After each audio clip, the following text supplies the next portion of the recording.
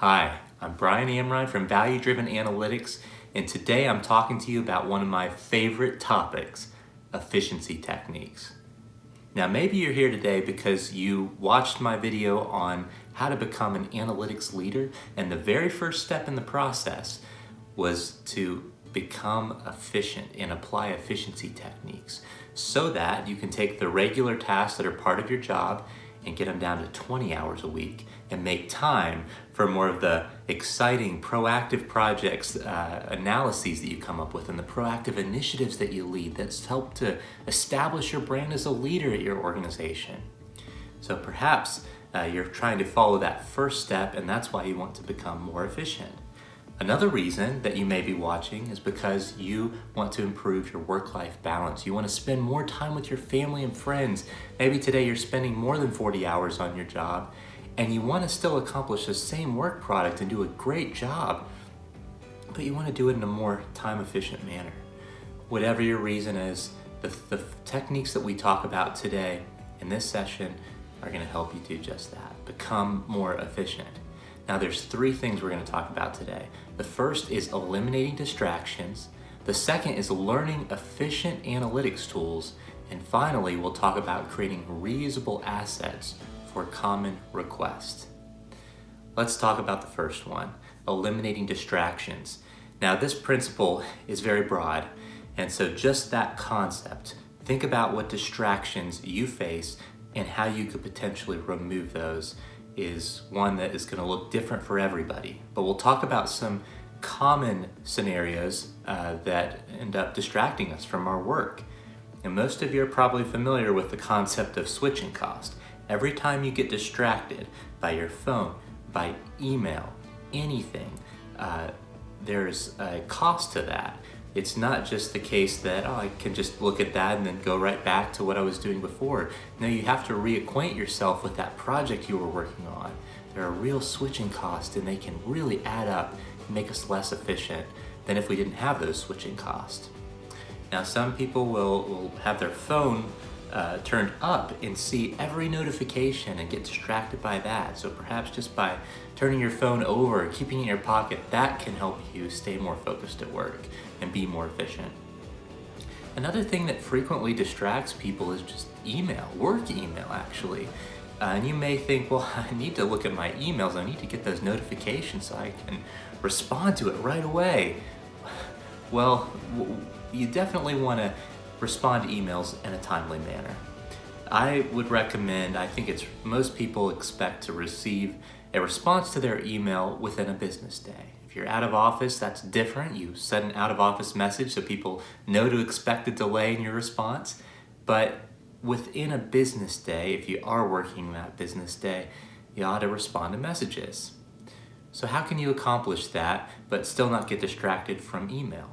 Well, make some time maybe at the beginning of your day, maybe at the end of the day, and this is probably not even necessary, but if you really felt like you needed to respond to emails on a more frequent basis, maybe even have a time before lunch or after lunch where you're also taking time to go through your emails.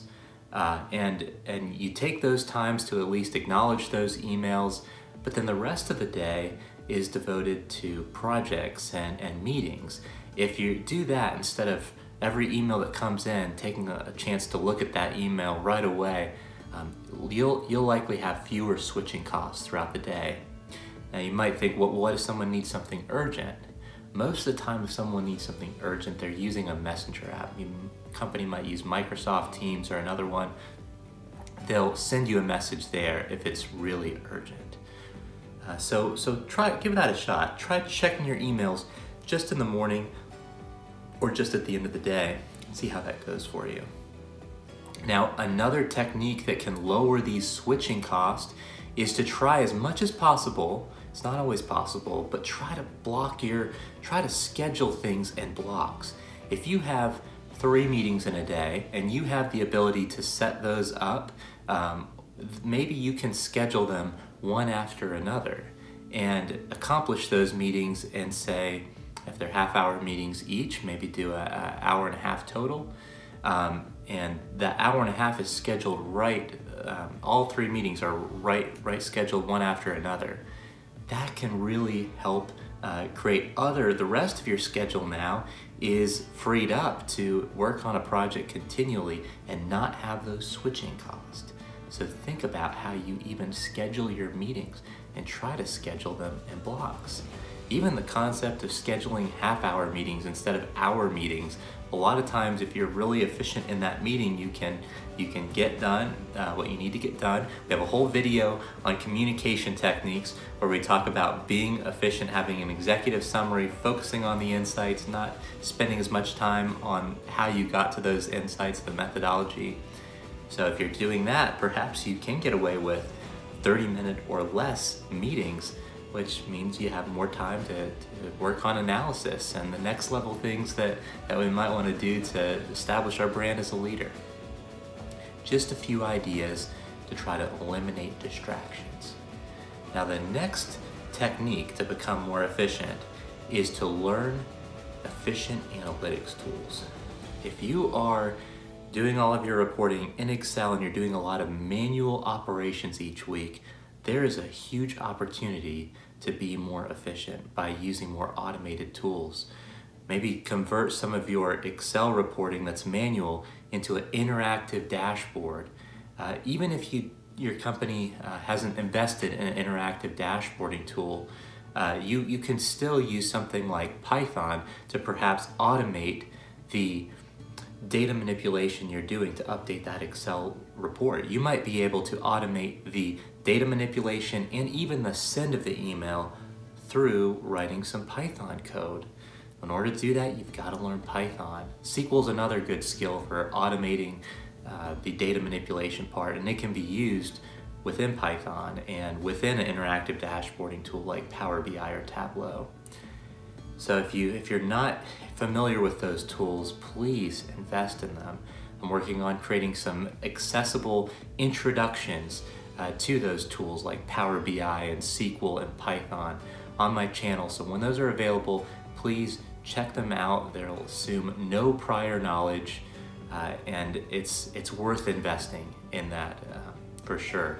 Now, that does take a little extra effort at first, so you might find yourself spending a little bit more time to learn those and apply them. At first, it might take a little longer to do than those manual manipulations in Excel, but in the long run, when you get used to and learn those things, and it'll happen very quickly, you'll find that it pays off big time in the long run for your efficiency.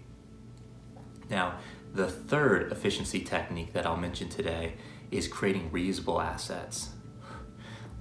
Take time periodically to take a step back and think about how do I spend a typical week?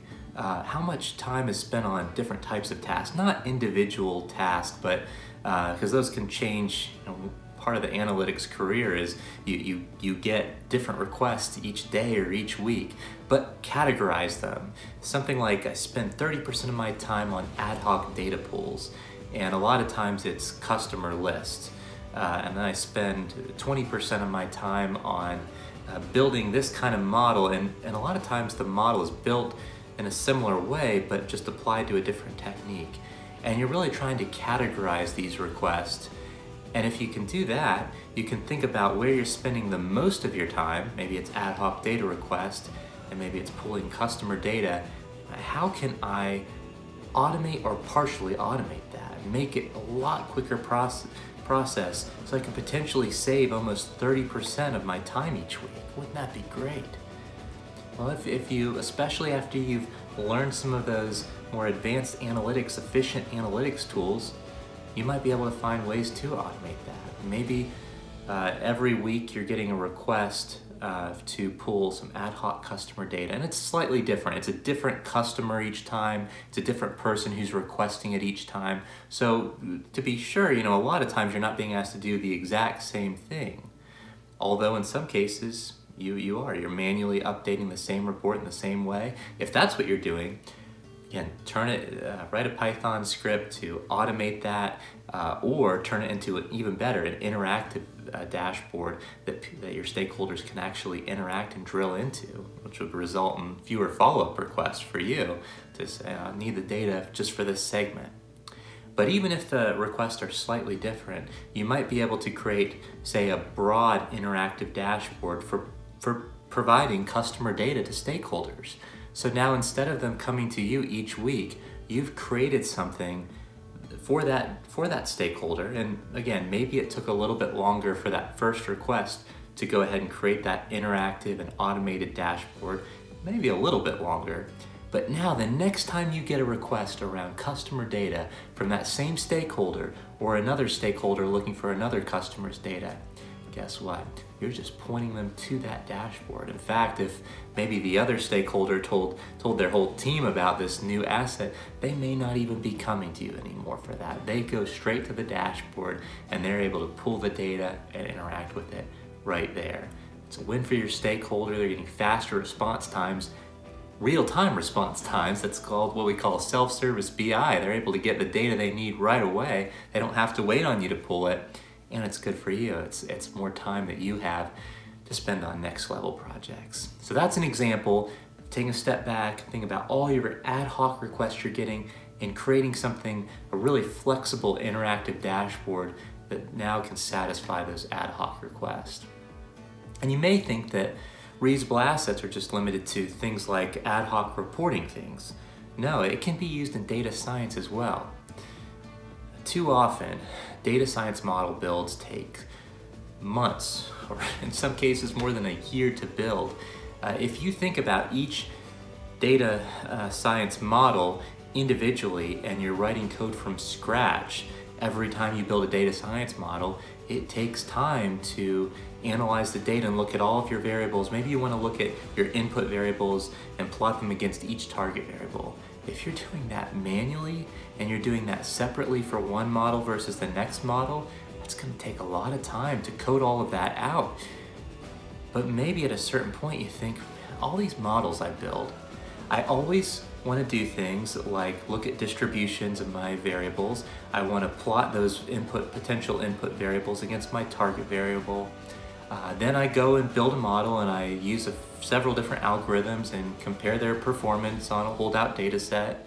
And then I make a call and I create some code to score future observations. And what you'll find here, and this is how you create any kind of reusable asset, there's some patterns. There's a lot of similarities in terms of how you build a model. It's just applied to a different concept each time. And so you think about, what are the things that are changing each time? Yeah, maybe the data set's changing, the target variable's different, the list of input variables are different, but how I'm using those can actually be quite similar from model to model to model. So maybe it's time to create a modeling reusable asset where you set some parameters at the top, like the modeling data set, the target variable, all those things that would change, you're setting those at the top of your code.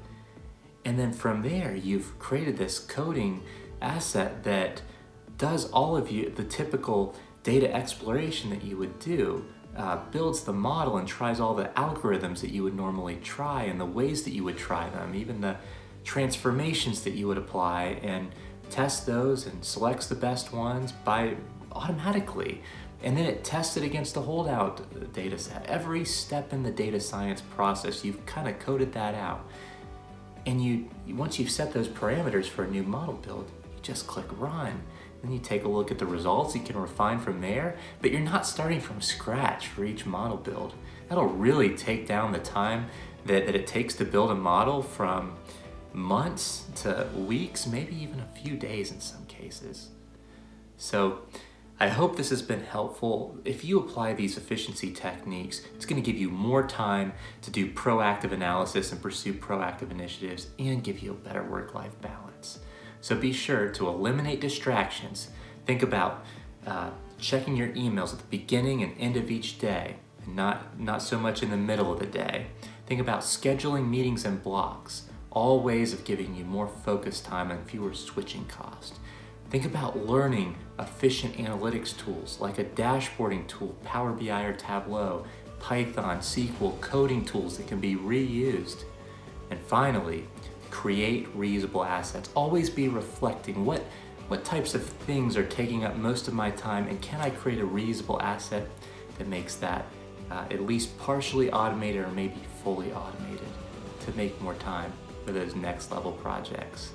I hope that's helpful. I'm rooting for your efficiency. so that you can do more with less time. I want to thank you for watching today. I hope you got a lot out of it. And if you did, please consider liking the video and subscribing if you'd like to see more videos like this in the future. Now, if you have any questions about what we covered, please consider leaving a comment and I'll try to respond to it as soon as I can. One last thing, if you or your organization ever need anything analytics related, an analysis, a dashboard build, maybe a data science model build, perhaps deeper training on this very topic or other analytics topics, even a complete analytics transformation, please consider value-driven analytics. Check out our site at valuedrivenanalytics.com, and if it resonates with you, give us a call. We'd love to help you out.